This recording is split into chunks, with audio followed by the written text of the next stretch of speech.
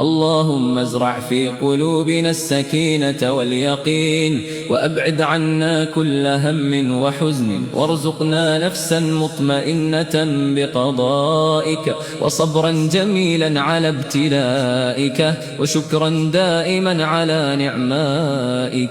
يا رب أنت الملاذ وأنت المأمن، إليك نهرب وبك ننجو. اللهم لا تحرمنا لذة مناجاتك في الليل، ولا نور ذكرك في النهار، واجعل آخر كلامنا من